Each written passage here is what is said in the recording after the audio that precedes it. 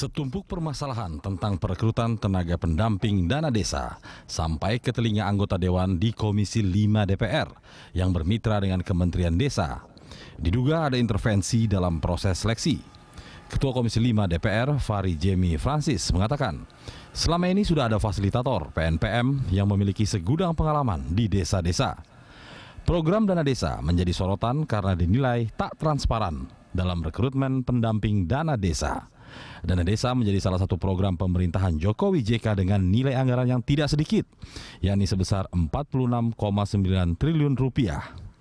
Menanggapi adanya dugaan intervensi dalam proses rekrutmen ini, Menteri Desa Pembangunan Daerah Tertinggal dan Transmigrasi Marwan Jafar pun membantah jika dikatakan ada kepentingan parpol dalam seleksi pendamping dana desa itu. Lalu mengapa dugaan ini mencuat? Sudahkah proses rekrutmen pendamping dana desa transparan dan akuntabel? Sudah tepat gunakah dana desa yang selama ini mengucur ke berbagai daerah tersebut?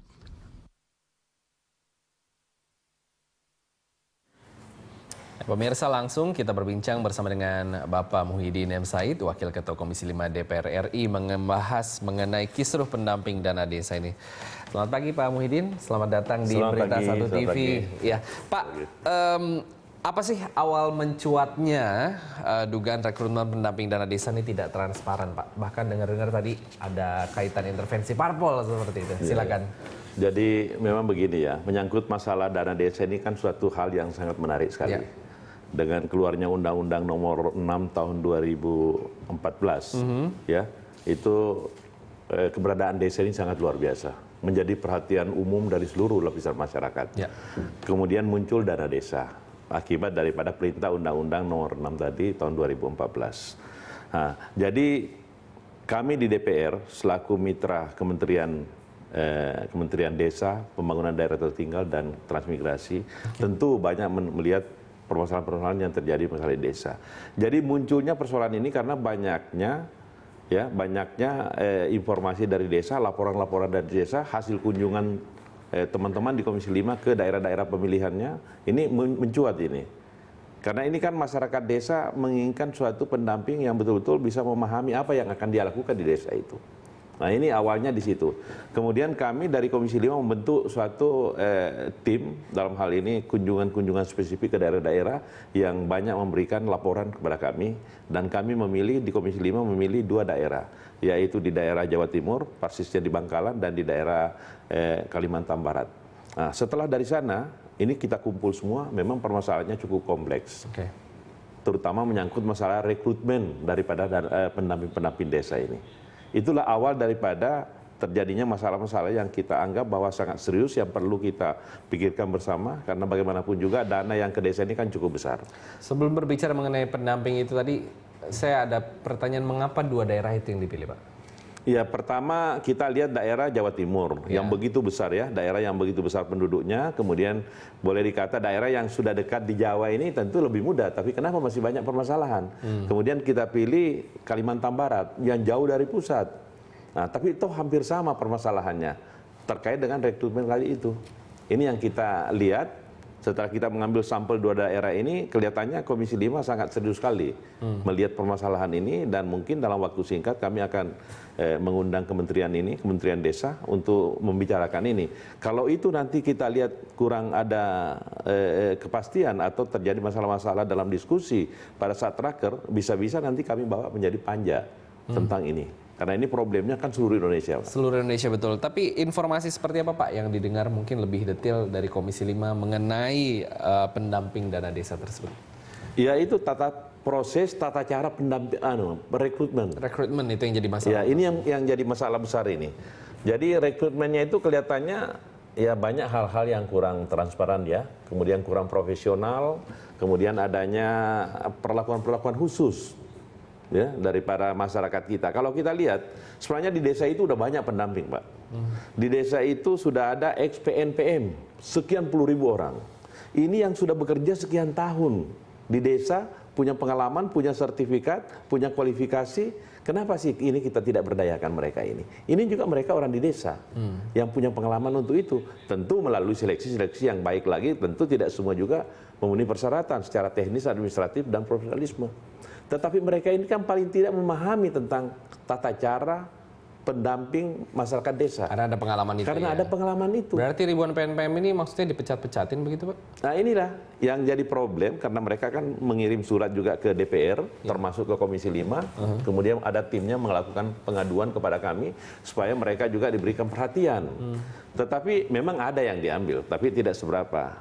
Laporan mereka kepada kami itu hanya kurang lebih kontrak mereka seharusnya kan setahun atau berapa ya, ini menurut Anu.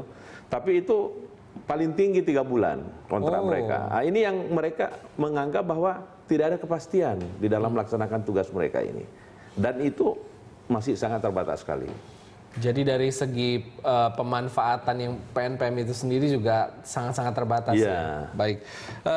Apa benar dana desa sendiri masih bolong-bolong pemanfaatannya, Pak? Kalau kita ya itulah yang harus kita lihat. Kalau pendampingnya saja nanti tidak bagus, pendampingnya saja tidak profesional, pendampingnya saja nanti itu hanya merekrut, apalagi dengan tata cara sekarang, dengan cukup dengan ijazah SMP, pendidikan yang SLTP, ini kan dengan adanya undang-undang desa, orang banyak berkepentingan menjadi kepala desa.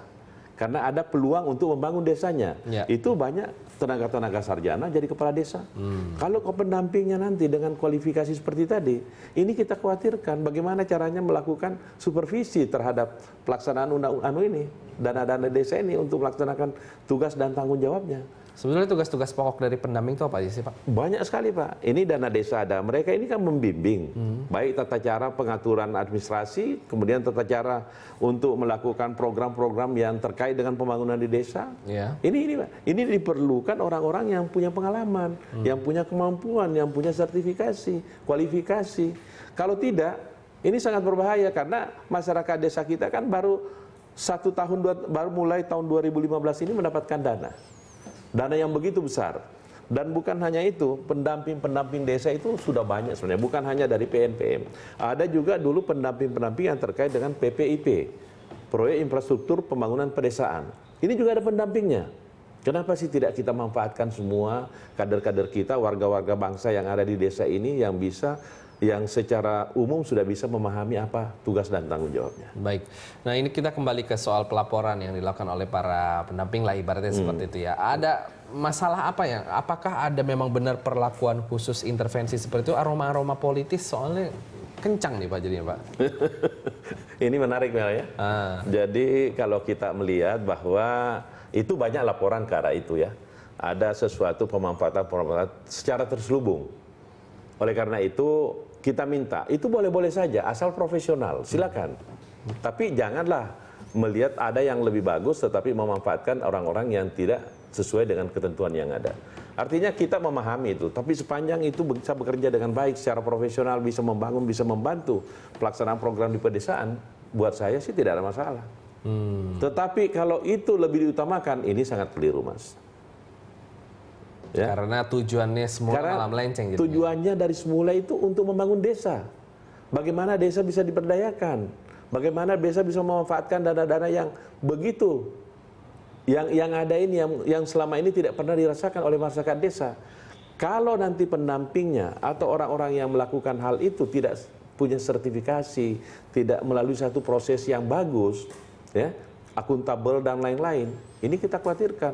Dana desa ini mau dikemanakan? Padahal dana desa ini sangat sekali, saya kira ini program pemerintahan yang sangat luar biasa untuk memberdayakan masyarakat pedesaan. Jadi benar nih bahwa ada temuan intervensi parpol dalam... Secara langsung sih mungkin tidak, ya, tapi terselubung bisa saja terjadi. Itulah saya katakan tadi, itu boleh-boleh saja sepanjang itu profesional. Sepanjang itu transparan, dia berkompetisi dengan orang-orang yang lain dan memang dia punya kualifikasi lebih bagus, tapi jangan mengutamakan hal-hal itu dalam rekrutmen ini. Baik, nanti kita akan lanjutkan di segmen berikutnya Pak. Tetap bersama kami pemirsa, Jurnal Pagi akan segera kembali.